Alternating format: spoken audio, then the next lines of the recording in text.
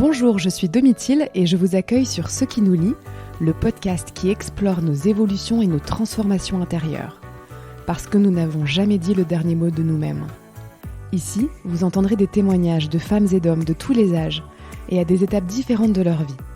Ils nous partageront une expérience, un projet, une découverte, une passion ou une épreuve qui les a bouleversés dans leur lien aux autres et à eux-mêmes. Leurs voix nous confieront leurs questionnements, leurs doutes, leurs joies, leurs révélations. Une chose les relie, leurs expériences, quelles qu'elles soient, sont fécondes. À travers leurs témoignages, vous allez explorer la possibilité que nous portons tous de nous réinventer, de trouver notre second souffle, de créer, d'aller puiser en soi ce que nous ignorions jusqu'ici. Ce qui nous lie, c'est aussi l'histoire de ce lien qui se tissera entre vous et mes invités, tout comme les raisons qui me poussent à aller recueillir leurs témoignages. Alors je vous laisse entre de bonnes voix. Et si le podcast vous plaît, abonnez-vous et laissez-moi vos étoiles et commentaires sur Apple Podcasts et Spotify. Ça m'aide à donner de la visibilité à ceux qui nous lient et surtout ça m'encourage beaucoup.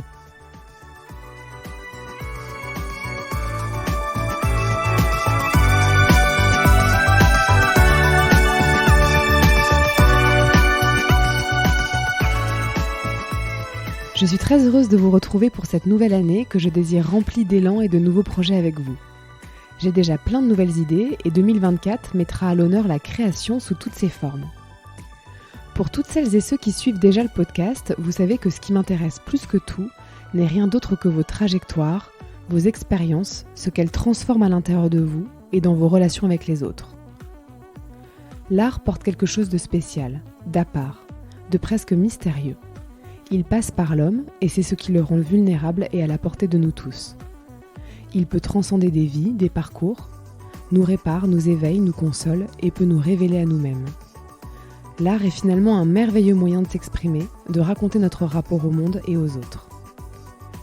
Alors j'ai eu l'envie de commencer par la danse, en partant à la rencontre de Pascaline, danseuse au sein du corps de ballet du Sublime Opéra de Bordeaux. J'ai énormément aimé notre échange, peut-être aussi parce que j'avais décidé de ne pas préparer mes questions à l'avance. Pas de fiches, pas de notes, juste nous et la relation qui se tisse le temps d'un enregistrement. Dans cet épisode, vous allez entendre le parcours d'une jeune femme qui a construit son amour pour la danse et qui décide de ne pas oublier les mots pour raconter son rapport au corps, aux autres et à la liberté, pour danser encore et encore.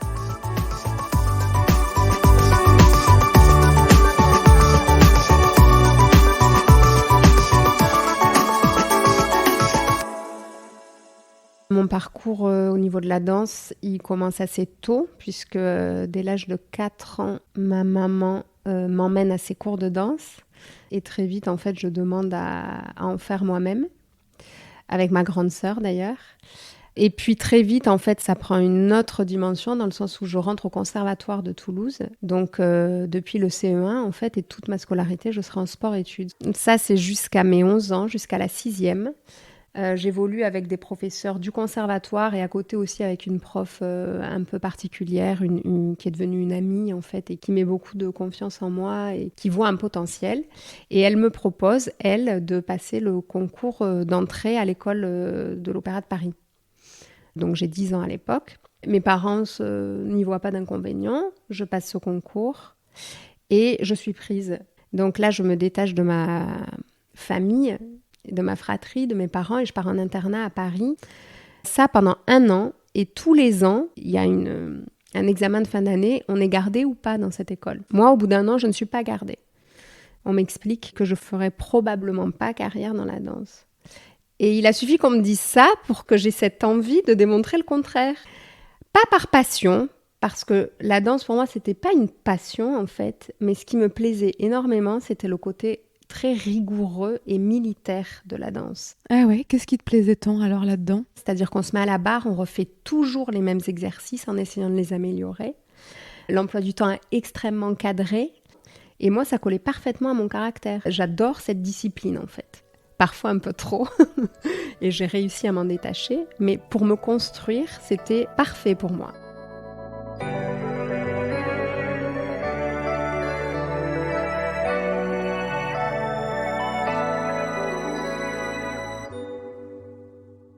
Du coup, à la fin de cette première année, t'es pas reconduit, je sais pas comment on dit. Enfin, Ouais, t'es ouais. pas... Qu'est-ce qui se passe du coup ? Mes parents contactent une autre école de danse qui était très réputée à l'époque, l'École nationale supérieure de danse de Marseille. Et l'année suivante, j'intègre donc cette école. J'ai évolué dans cette école ensuite pendant 4 ans, en fait, de la 5e à la seconde. Je me sens bien. C'est un peu la continuité de l'Opéra de Paris. Les professeurs qui y enseignent sont tous à l'époque de l'Opéra de Paris, donc des anciens danseurs.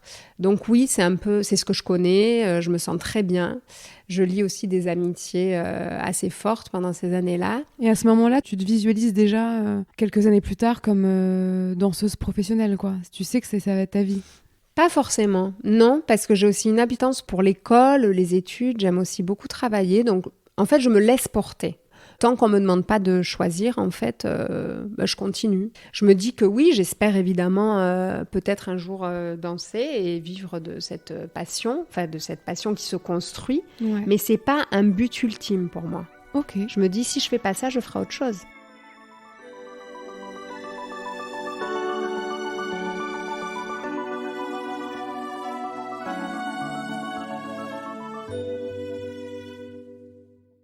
Je me dis, si je veux danser, c'est maintenant. Les carrières sont courtes, à 40 ans, 42, dans les institutions, on nous remercie.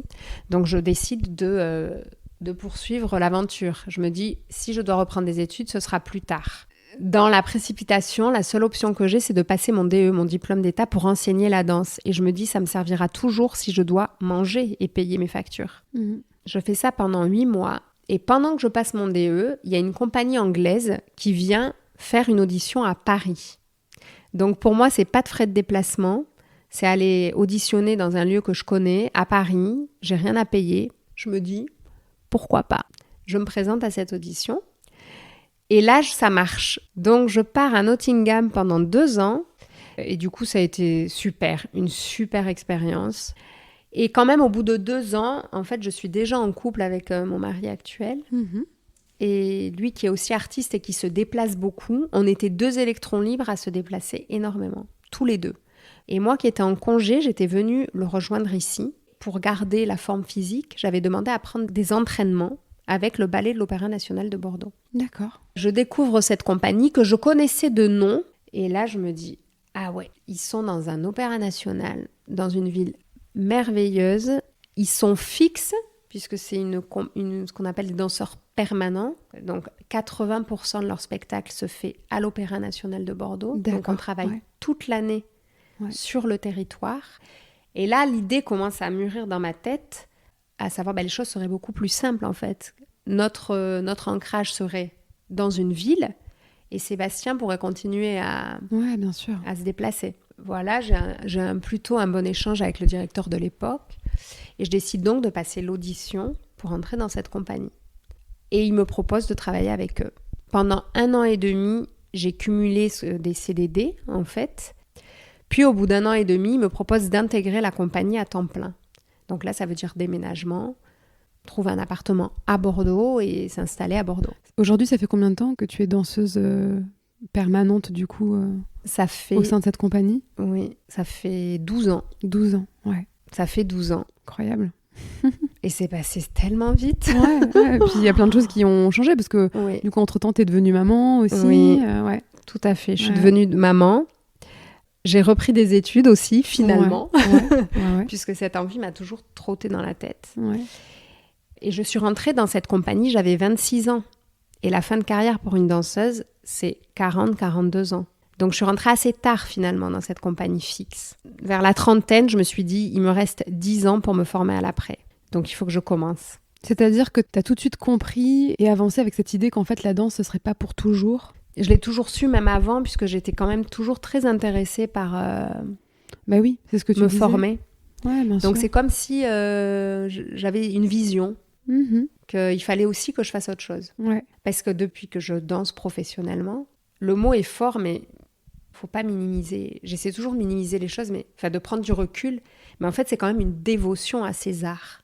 Parce que quand on vit tellement intensément ce qu'on fait, c'est pas je ferme la porte du théâtre et puis je passe à ma vie, quoi. C'est que la vie personnelle est imbriquée à la vie professionnelle. On le vit tellement de l'intérieur parce qu'on doit d'abord le partager et le transmettre au public Mais aussi, c'est parce qu'on se nourrit de l'intérieur et parce qu'on le vit pleinement qu'on arrive à le transmettre au public. Donc cette passion, en fait, nous accompagne tout le temps.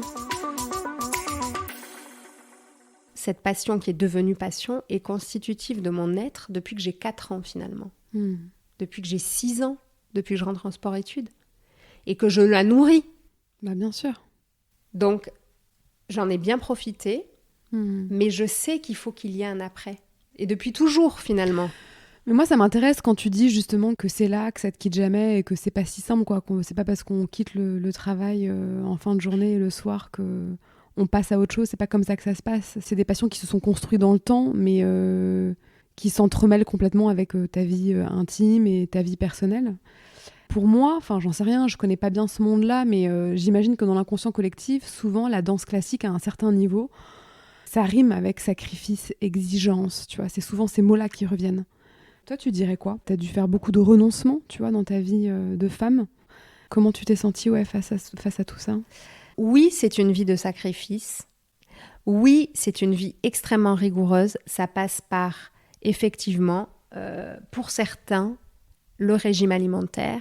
Pour certains, ne pas avoir d'enfance et d'adolescence, puisqu'on travaille et qu'on travaille sur nos corps. Et que les écarts, enfin c'est bête, mais si tu fais la fête, si tu sors, etc., le lendemain en cours de danse, tu vas avoir du mal quand même. Ouais, donc c'est aussi ça. C'est aussi s'asseoir sur peut-être une jeunesse, une adolescence, une jeune vie d'adulte beaucoup moins fêtarde, libre que celle que j'ai eue. Mais en fait, moi, ça ne m'a jamais dérangée.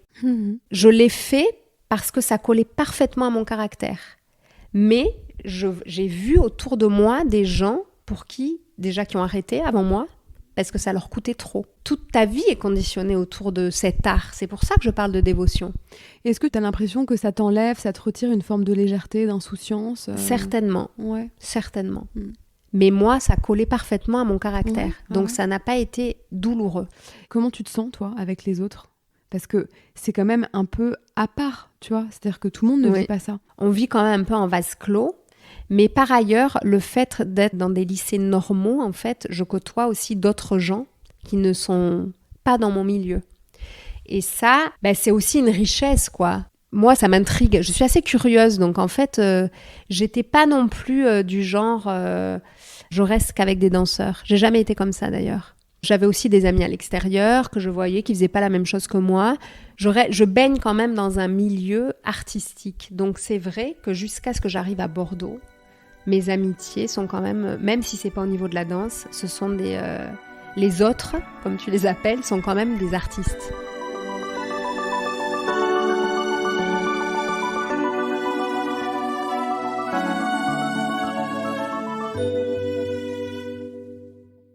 Donc je côtoie pas beaucoup la jeunesse en dehors des artistes finalement. En tout cas dans ma formation.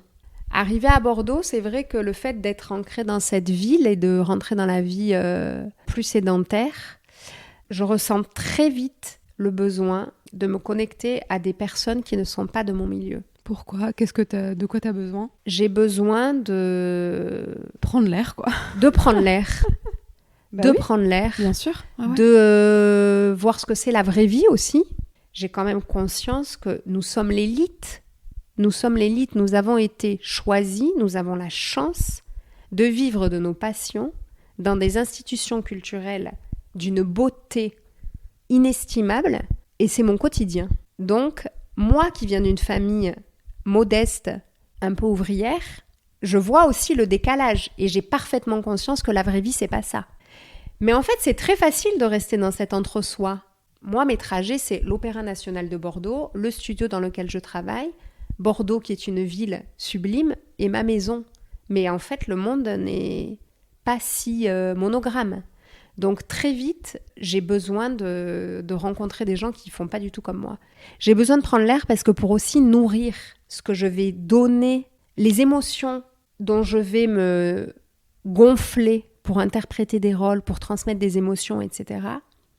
Ça, j'ai besoin de le créer à l'intérieur de moi. Et j'ai besoin de m'inspirer de choses différentes de moi ou de mes collègues ou de mon univers. J'ai besoin de m'inspirer de vie, de gens, de sentiments, de situations, loin de moi.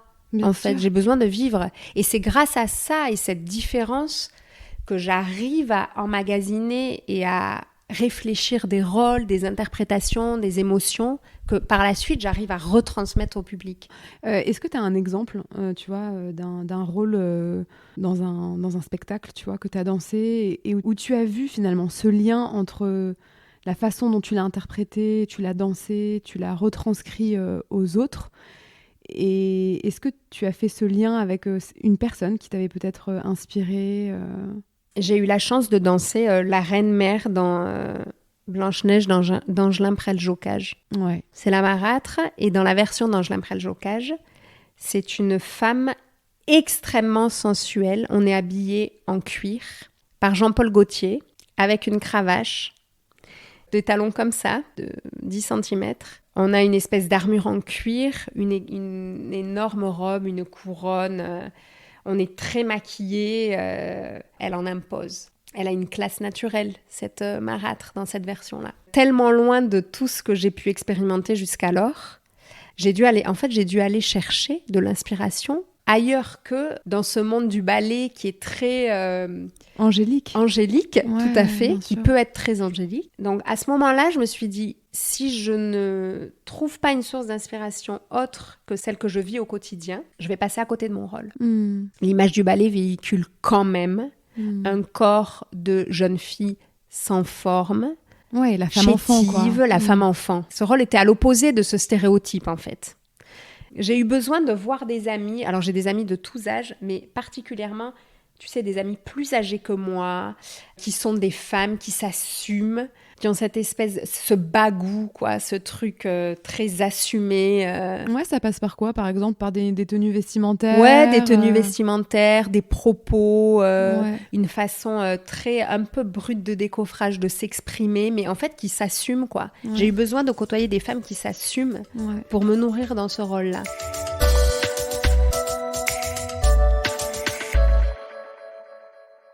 Parfois, pour pouvoir nourrir tes rôles, tu as aussi besoin d'être dans la vraie vie.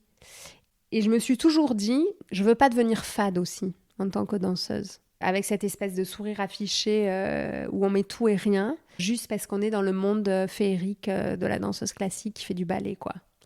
Ça a pu me desservir aussi, de pas rentrer dans un moule dans ma carrière, mais finalement... je préfère ne pas rentrer dans un moule que ressemble à une tarte, quoi. Tu vois. Pourquoi tu dis que ça a pu te desservir? Parce que du coup, parfois, ça déplaît. Et oui. À qui? Tu penses à qui quand tu dis ça? C'est plutôt aux professionnels qui vous accompagnent, enfin, à tes professeurs, au public, non, plutôt, à ton entourage? Plutôt à... En fait, moi, j'évolue dans un milieu aussi où... là, on s'éloigne un peu, mais c'est quand même intéressant de le dire. J'évolue dans un milieu où, depuis qu'on est petit, on nous demande de reproduire des mouvements. Ouais. Et on travaille tous les jours pour les reproduire à la perfection. Et tout ça se passe dans le mouvement. Mais à aucun moment, il y a un échange de paroles, tu vois. Tout ce que je fais, c'est muet. Le seul qui parle, ou la seule qui parle, c'est le directeur ou le maître de ballet qui t'accompagne dans le studio. Nous ne parlons pas.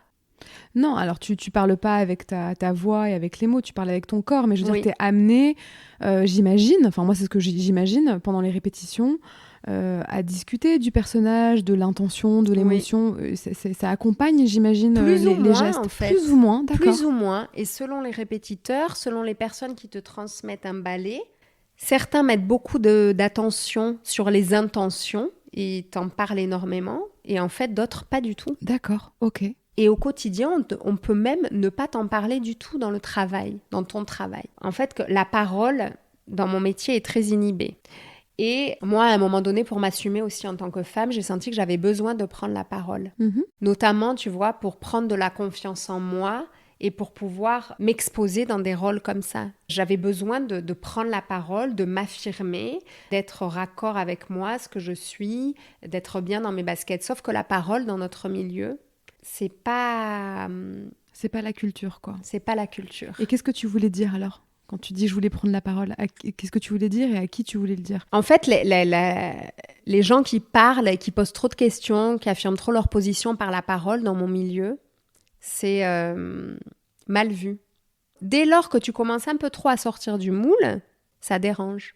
Moi, ce que je voulais dire, d'abord, de dénoncer qu'on a le droit de se questionner sur nos milieux, comment on nous l'enseigne, quels sont les us et coutumes de nos milieux, comment on re-questionne notre milieu et surtout comment on re-questionne notre métier, qu'on le fait évoluer. Alors, juste ce besoin qui s'est emparé de toi de prendre la parole et de t'exprimer à ce sujet, ça a été déclenché par ce rôle de la reine? Non, pas particulièrement. D'accord, En ok. fait, c'est parce que depuis que j'évolue dans ce milieu, je mesure la beauté, la chance que j'ai de faire ce que je fais, parce qu'on fait quand même un métier magique, mais c'est des métiers qui ont aussi besoin d'évoluer, en fait. Il y a tout un héritage qui est assez lourd et pesant quand même pour nos milieux, et qu'aujourd'hui, au 21e siècle, en 2023, il est nécessaire de re-questionner.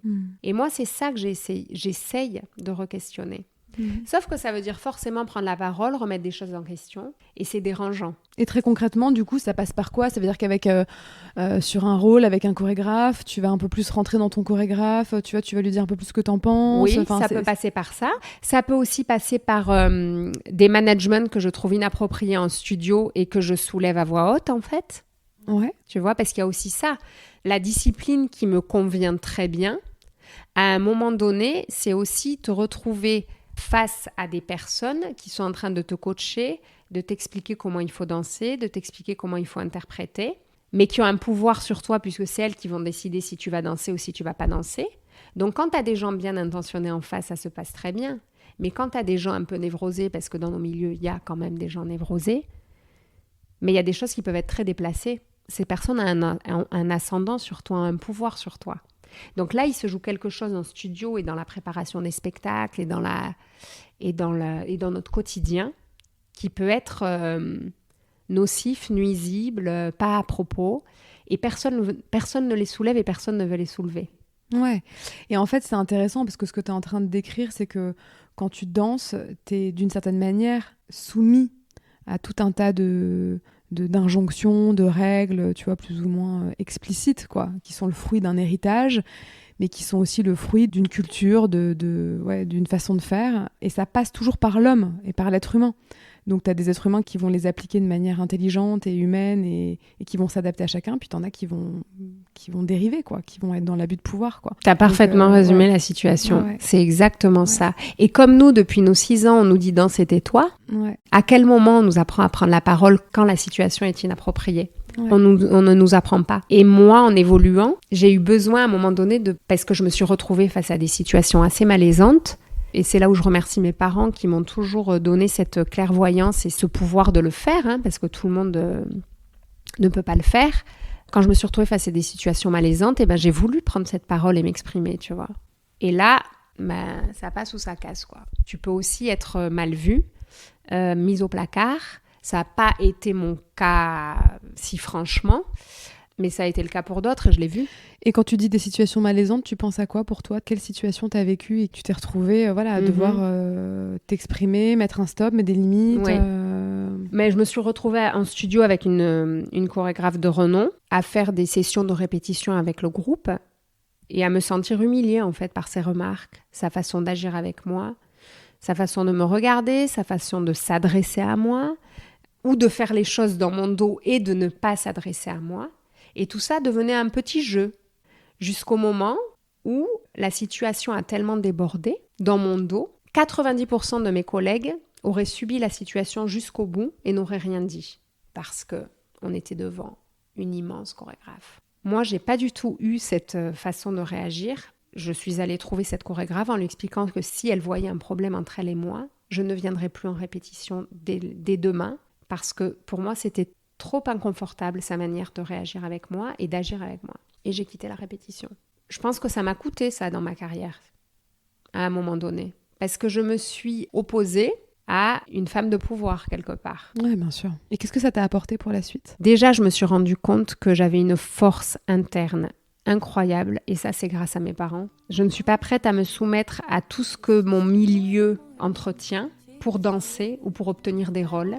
Et ça m'a appris que finalement, ma place, elle était certainement pas devant, parce que j'étais pas prête à faire toutes les concessions qu'il fallait, mais que ma place, elle était certainement dans le groupe, à me nourrir des sensibilités, des idées, des façons de faire, et à me des expériences, des émotions de mes collègues pour me nourrir et faire mon métier du mieux que je peux moi, avec ce que j'aime et être à l'endroit où je veux être en fait.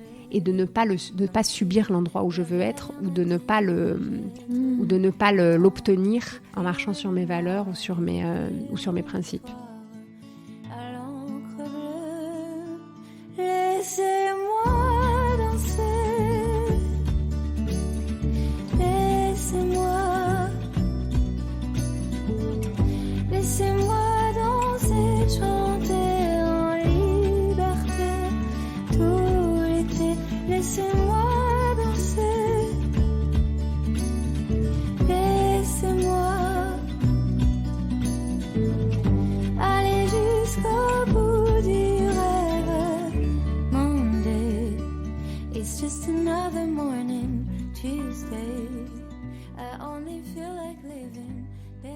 Et là, ça a tout changé quand même. Ma perception du métier a vraiment changé. Ma façon d'appréhender mon métier, de le vivre. En fait, quand on trouve sa place, quand on sait qu'on est à cette place-là pour une bonne raison, tout se transforme. Je vis ce que je fais pleinement, je profite de chaque instant et je le fais sans me fourvoyer. Ouais, c'est hyper intéressant. Mais ça passe par des expériences très inconfortables, en fait. Oui, et je pense qu'il faut... Enfin, en tout cas, pour mon expérience, j'ai dû me brûler plusieurs fois pour comprendre vraiment où je devais être. Ouais, mais c'est hyper intéressant parce qu'en fait, moi, ce qui m'intéresse aussi, c'est quelles sont les expériences, tu vois, au sein de la danse qui ont transformé aussi ton lien avec les autres. Donc, évidemment, il y a le lien avec ceux qui te guident, qui peuvent être autant des guides que des gens qui te perdent. Et ça, c'est une réalité. On peut décider de pas la regarder et de faire comme si ça se passait pas, mais enfin bon, selon moi, ce serait quand même ignoré. Enfin, tu vois, être dans l'ignorance. Et c'est passionnant, tu vois, de voir qu'en fait, ça se construit et que c'est pas si évident que ça, quoi. Et comment ça se passe avec, donc, justement, tes partenaires de danse ? Parce que c'est vrai que quand moi, j'assiste à un ballet, je suis toujours époustouflée, tu vois, de cette espèce de corps à corps, de cet accordage, tu vois, au millimètre près entre les danseurs, quoi. Parce qu'en fait, tu rentres dans une espèce d'intimité et de proximité physique que je trouve hallucinante, quoi. Enfin, tu pourrais te dire, bah ouais, c'est réservé que tu vois qu'à celui ou celle qui partage ma vie. Enfin, il y a quelque chose quand même de très intime. Comment tu l'as vécu, toi, ça ? Enfin, c'est... Ma relation aux autres, ce sont des collègues, mais en fait, le fait qu'on danse tous les jours ensemble fait que on se connaît très bien. Pas forcément sur le plan personnel, mais on connaît nos corps, on connaît comment ils bougent, on connaît les messages que nos corps envoient. Donc, sans même se parler, on se connaît très bien. Oui, mais c'est un autre langage. Autre langage. Que moi, j'ignore complètement. Voilà. Donc, tu vois, ça me paraît complètement fou. Mais en fait, le fait de travailler 7 heures par jour dans ce studio, toujours avec les mêmes personnes avec qui on ne se parle pas, parce qu'en répétition, on ne se parle pas, on se parle, mais oui, bien sûr. Le travail qu'on fait, il est corporel, il n'est pas verbal. Donc, en fait, tu apprends à connaître les gens dans leur langage corporel, en fait. Et on se connaît tous très bien dans notre langage corporel. Même si on se connaît peut-être moins bien avec les mots, dans nos vies intimes et privées, d'autant que moi, je côtoie peu de gens, en fait, du ballet, parce que j'aime aussi préserver ma vie privée. Mais en fait, le fait de travailler 7 heures par jour dans le studio et de se regarder, on apprend énormément du langage corporel de l'autre, en fait. Ouais, et ça nous parle autant que les mots. Ça finit par nous parler autant que les mots, en fait. Et la proximité, en fait, on a été formés dans la proximité. Déjà, ce sont des cours collectifs. Donc, en fait, la proximité, la bulle, c'est pour ça qu'aussi, à un moment donné, j'ai eu besoin de remettre ma bulle. Parce qu'en fait, tu peux très vite considérer l'autre et ton collègue comme ton ami, ton frère, ton défouloir, Enfin, tu vois ce que je veux dire ? En fait, on vit dans une telle proximité qu'il n'y a pas de barrière au bout d'un moment. Surtout que dans la formation telle qu'on nous l'apprend. Mais ça, tu vois, je te pose la question très simplement, quand tu as une vie de couple à côté. Oui. Qu'est-ce que ça a produit, quoi ? Parce que c'est quand même d'une intensité folle, quoi. Oui. Alors, moi, j'ai la chance de vivre avec un artiste et un chanteur d'opéra qui embrasse toutes les sopranos dans toutes les œuvres qu'il chante. Ouais. Donc, le pacte, il était fait au début pour nous. Mon mari évolue avec des chanteuses qui l'embrassent sur scène. Moi, j'évolue avec des hommes qui me portent, qui me soulèvent, avec qui je fais du corps à corps. Et en fait, on ne s'est jamais vraiment posé la question. Ouais. Non, mais c'est intéressant. Parce que c'est inhérent à nos métiers, qu'on s'est construit comme ça, que nos formations nous ont construit comme ça, et qu'en fait, Finalement, la pudeur chez nous, elle est autre part.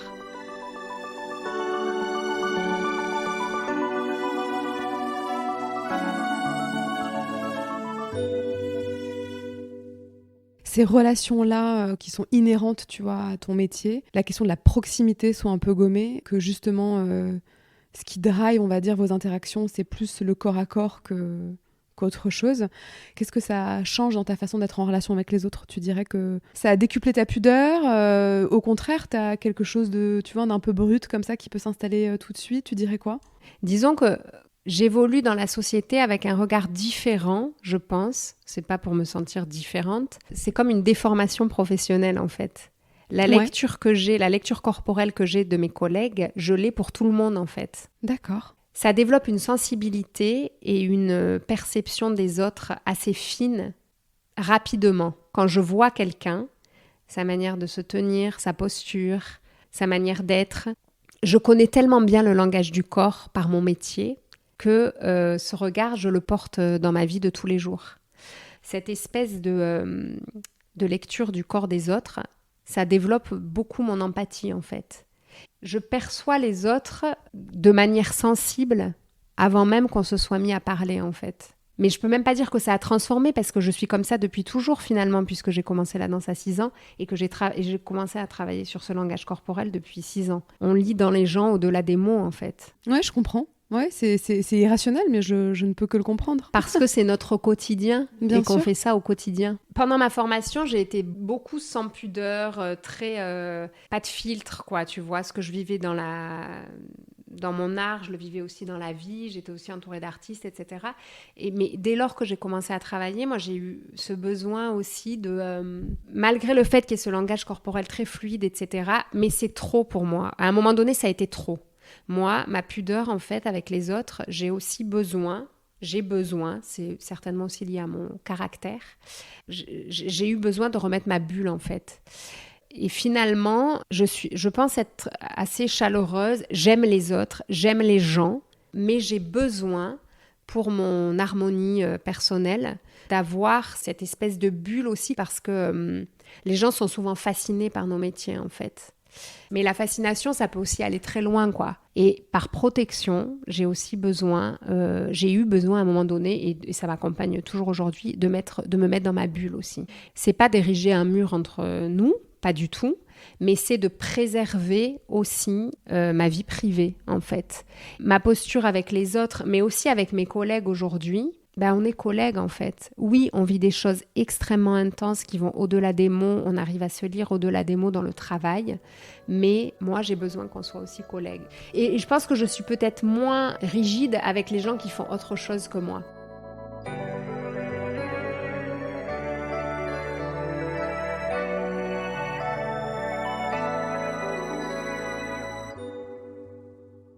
Et quand t'es devenue maman, alors, parce que ça, c'est quand même aussi des étapes, tu vois, de vie, de famille qui bouleversent plein de choses. Cette expérience-là de la maternité, elle a transformé des choses dans ta façon d'appréhender la danse, ou même, j'en sais rien, dans ta relation avec tes enfants, tu vois. Enfin, quand tu vis comme ça, de manière intense, une passion, parfois, voilà, je sais pas, comment tu te situes par rapport à ça, toi, vis-à-vis de tes enfants ? Alors, l'expérience de la maternité dans le monde de la danse, c'est vraiment un sujet. J'ai la chance d'évoluer dans une structure qui soutient ça.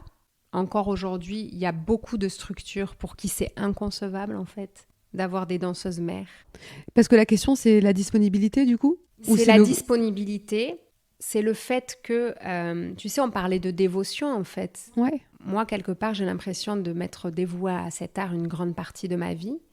Mais il y a des gens pour qui c'est inconcevable de ne pas être dévoué à cet art et qui pensent que la maternité va t'éloigner de cet art puisque tes préoccupations, tes centres d'intérêt seront ailleurs.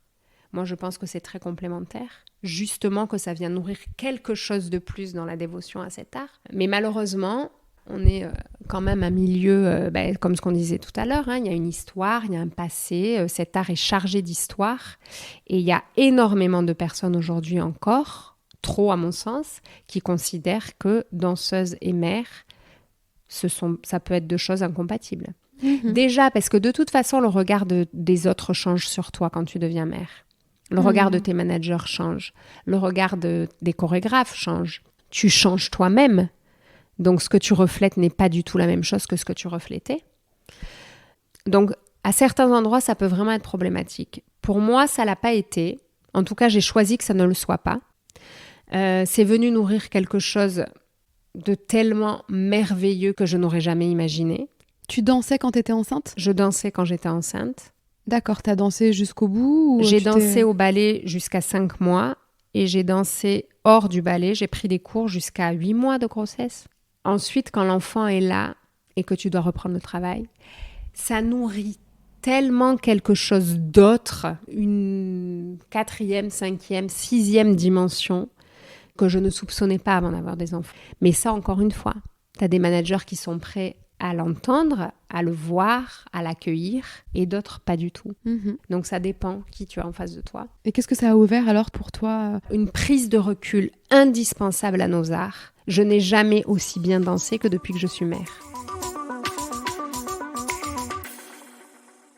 J'ai tellement pris du recul par rapport à nos arts, par rapport à la technique, par rapport aux moyens d'exécution, par rapport à l'interprétation, que tous les petits verrous que j'avais se sont déverrouillés malgré moi, parce que j'ai arrêté d'y penser en fait. Ouais, J'ai défocalisé. Et quand quoi. on dit dézoomer, tu vois, on a beau te le dire, mais là c'est l'expérience vivante de ce que ça veut dire dézoomer, prendre du recul.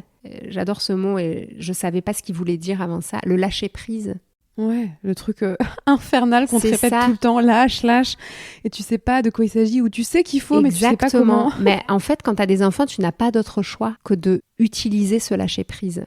Oui et non, parce que en fait, ça peut te faire lâcher un peu ta vie professionnelle, tes soucis professionnels, parce que il y a quelque chose d'encore plus grand qui te transcende et qui fait que tu penses à autre chose. Et en même temps, les enfants, c'est potentiellement un autre lieu où tu peux zoomer et focaliser. Oui, exactement. Mais tu zoomes sur eux pour dézoomer ailleurs. Tu vois ce que je veux dire ? Oui, bien sûr. C'est un espèce d'effet vase communicant, quoi. Mais bon, en tout cas, le fait de te préoccuper d'eux, ça t'a apporté aussi de l'espace dans ta vie professionnelle, quoi. Ça a remis de l'espace et du mouvement. Exactement. Et de la circulation, tu vois.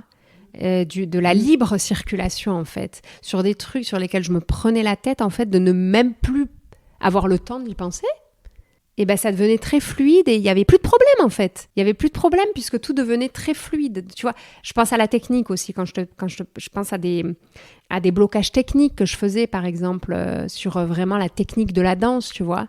Mais tout d'un coup, j'ai su les faire, en fait. Parce que j'ai arrêté d'y penser. Comme quoi, par exemple ? Comme, par exemple, moi, je suis une personne physiquement constituée de telle sorte que dans la danse, tu sais, quand il y a des extensions, en fait. On doit lever les jambes, en fait. Dès lors que j'ai arrêté de penser à comment lever les jambes, parce que j'avais même plus le temps de réfléchir à « attends, là, ma manche, elle doit être bien placée, tac, mon pied, nana ». En fait, juste le temps de faire le mouvement, sans avoir le temps d'y réfléchir avant parce que j'avais d'autres choses dans la tête, mon corps s'est modelé beaucoup plus facilement et je me suis mise alors je lève pas les jambes aux oreilles, mais à lever les jambes en fait, à être libérée du bassin, de cette contrainte de mes hanches qui m'empêchait d'avoir de l'amplitude. C'est le mental qui se calme et le corps prend le relais. Et ça me l'a fait, ça c'est un exemple, mais j'ai eu ça dans plein d'autres blocages en fait. Et également dans mon interprétation en fait. Parce qu'au lieu de travailler mes rôles en me disant il faut que je les interprète comme ça il faut que ce soit fait comme ça, à ce moment-là il faut que je fasse ça, le fait de plus avoir l'espace pour y penser, parce que aussi préoccupée par autre chose, par la vie, par les enfants, etc. Et surtout de réaliser que je faisais le plus beau métier du monde et qu'il fallait que j'en profite parce que ça va aussi avoir une fin. Et que tous les moments où je suis à la danse, c'est les moments où je m'occupe de moi maintenant. Et les moments où je ne suis plus à la danse, c'est les moments où je ne m'occupe pas de moi, mais des autres, de mes enfants. Je me sens tellement libérée sur scène, en fait. Tellement dans la jouissance de chaque instant et dans le plaisir. Et on ne nous parle tellement pas de plaisir dans notre formation, tellement pas assez, que d'avoir expérimenté la maternité, ça a décuplé mon plaisir d'être sur scène, en fait. Et aujourd'hui, je n'envisage pas un seul jour sans aller à l'entraînement et en répétition, sans cette notion de plaisir. Et je pense que si j'avais pas eu mes enfants, je ne l'aurais jamais expérimenté.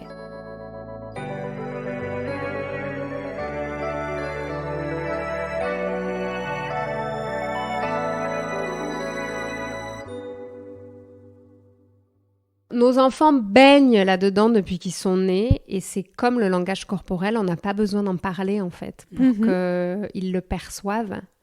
Ça fait partie d'eux comme ça fait partie de nous aujourd'hui, même si moi je suis sur la fin. Pour l'instant, je suis encore dedans. Donc ça fait partie d'eux comme ça fait partie de nous. Ils ont été construits là-dedans. Je le vois sur mon aîné, il est imprégné de ça malgré lui. Il est complètement imprégné de ça malgré lui. C'est un petit garçon qui perçoit tout, qui voit tout au-delà des mots, sans même que j'ai besoin de lui expliquer. Beaucoup d'enfants sont comme ça, mais chez lui, je décèle une sensibilité au-delà des mots assez importante quand même. Je ne pousse absolument pas pour qu'il développe des compétences artistiques ou pas. On connaît très bien ces métiers, dans toute leur splendeur comme dans tous leurs vices. Donc, ce sera leur choix, en fait. Marius, aujourd'hui, à 4 ans, il est capable de regarder 2 heures de ballet sans broncher, parce que je pense que ça lui plaît. Il s'est construit là-dedans. Je l'emmène au spectacle sans problème. On l'amène écouter des opéras sans problème. C'est déjà pas mal. De là à ce qu'il prenne cette voie, en fait, on n'en parle pas. Il n'y a pas besoin, quoi. Il va faire son petit bonhomme de chemin par lui-même. Et s'il veut suivre le chemin, il le suivra. Et s'il ne veut pas le suivre, il ne le suivra pas. Oui, bien sûr. Et je n'aurai aucune attente. Mon mari non plus. Et s'ils ne sont pas artistes, professionnellement parlant, parce qu'en fait, on est tous artistes, au fond, s'ils n'en font pas leur métier, s'ils ne se dévouent pas aux arts, il n'y a aucun problème pour nous. Et ta famille alors, parce que elle te voit évoluer, tu vois, dans ce domaine, dans ce milieu qui est quand même un peu à part, quoi, qui est un peu une petite bulle.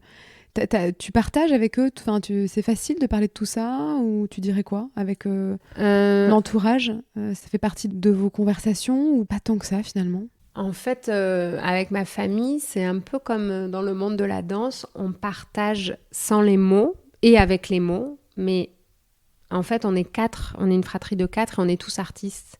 On a tous choisi les arts pour nos vies. Qu'est-ce qu'ils font tes frères et sœurs? Donc ma grande sœur est pianiste. D'accord. Ma petite sœur est danseuse et mon petit frère est danseur. D'accord. Eux, au-delà de pratiquer leur art, ils sont aussi pédagogues. Ma grande sœur enseigne le piano, ma petite sœur enseigne la danse, mon petit frère enseigne la danse. Et en fait, on en parle énormément sans les mots et avec les mots. Parce qu'on on a vécu la même chose, mais le fait peut-être de le transmettre a été à un moment donné, on a été obligé de mettre des mots dessus pour leur part. Puis moi aussi, j'enseigne occasionnellement. Mais en fait, dans ma famille, c'est marrant, mais même avec ma mère pourtant qui n'est pas du tout artiste, elle comprend parfaitement ce qu'on fait parce qu'elle nous a tellement accompagnés dans ce qu'on fait. Depuis le début, elle nous suit. Elle a aussi ce langage non-verbal que nous avons tous, en fait. Donc, on en parle et on n'en parle pas. Ouais, c'est quand même étonnant que sur une fratrie de 4, les 4 aient intégré l'art dans leur vie. C'est une énergie d'émulation, tu vois. Enfin, on s'est tous un peu... ma mère, elle a ouvert la brèche et puis on s'est engouffrés un peu tous dedans. Et comme on était tous dedans... on s'est un peu tous stimulés les uns les autres, tu vois, par rapport à ça. Et puis je pense que si on fait de l'art, c'est pas par hasard non plus. On avait certainement besoin de dire des choses, de manière particulière en fait.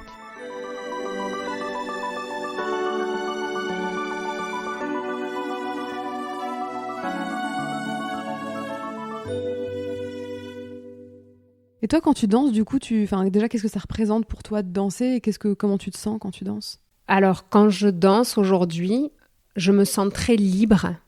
Pour moi, c'est une forme de liberté quand même, cet art. S'exprimer par le corps, certes qu'on a sculpté, qu'on a travaillé pendant des années, etc. Et arriver à se produire sur scène, à interpréter des rôles dans cette technique si exigeante, quand on en arrive là, c'est une forme de liberté. Ouais, de dingue. Ouais, parce que c'est à la fois une exigence folle, oui. Et en même temps quelque chose de très ample, quoi. Parce que interpréter un rôle, il y a quelque chose de l'ordre de l'instinct aussi. Totalement. C'est ça qui est fou, quoi. C'est que c'est vraiment un art qui mêle à la fois le travail, l'anticipation, la répétition des gestes du corps, et des mouvements du corps, et en même temps quelque chose de complètement qui est pas explicable, quoi. Non, d'instinctif et aussi de tout ce que tu t'es nourri, en fait, tu vois, de toute ta vie, de tout ce dont tu te nourris à côté pour mettre là-dedans, quoi. Et donc, c'est aussi, en fait, un espèce d'exutoire, tu vois, où on peut se permettre de mettre toutes nos émotions dans un rôle, de se transcender, en fait.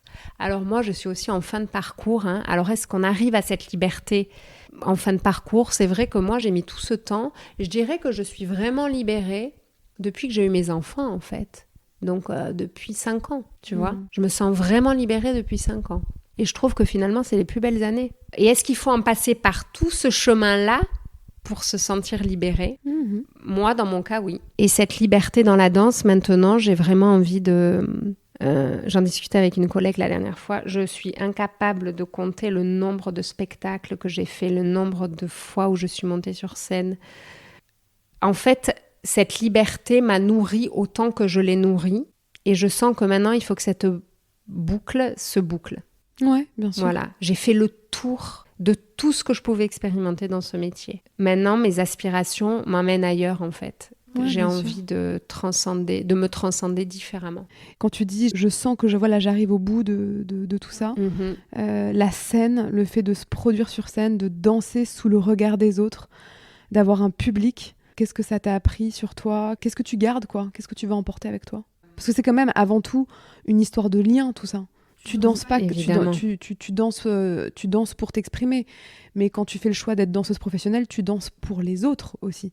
Alors évidemment, ça passe par une exploration de soi, mais je veux dire, tu danses pas dans ton coin. Tu danses pour être regardée. Je danse, en fait, surtout pour les autres. Parce que s'il n'y a pas de public, il n'y a pas de spectacle. Et s'il n'y a pas de spectacle, il n'y a pas de public. Donc en fait, c'est un vase communicant, c'est un échange. Nous montons sur scène pour partager des émotions avec les personnes qui s'assoient dans la salle. C'est là où on remplit notre contrat. Danser pour se regarder, c'est pas la peine. Moi, ce qui me plaît, c'est de monter sur scène. Et c'est ce moment où on rencontre le public et où on va délivrer notre travail, notre interprétation, notre introspection et qu'on va la partager avec le public, en fait.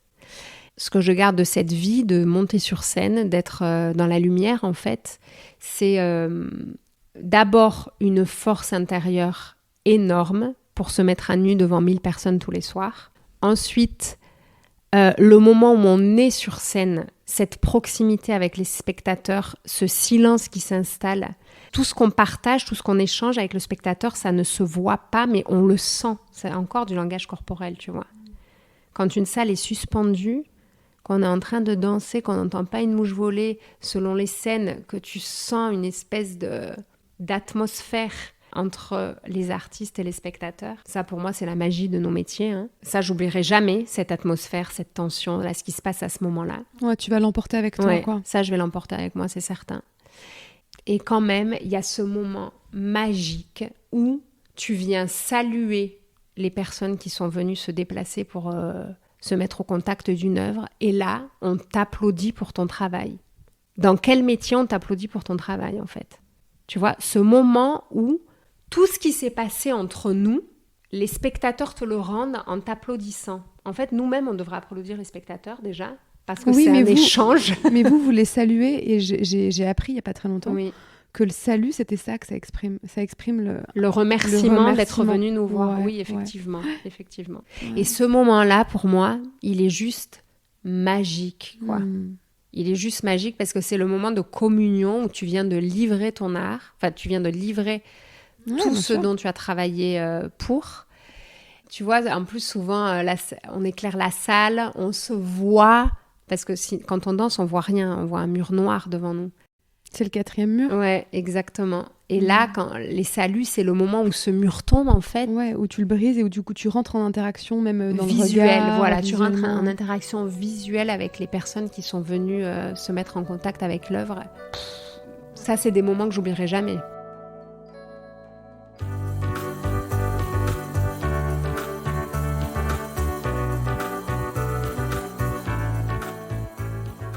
Le montage de cet épisode a été réalisé par Lola Sotioyer. La musique a été composée par Thomas Laverne. Je suis Domitil Tassin et vous écoutez Ce qui nous lie, le podcast qui explore nos évolutions et transformations intérieures. Parce que souvenez-vous, nous n'avons jamais dit le dernier mot de nous-mêmes.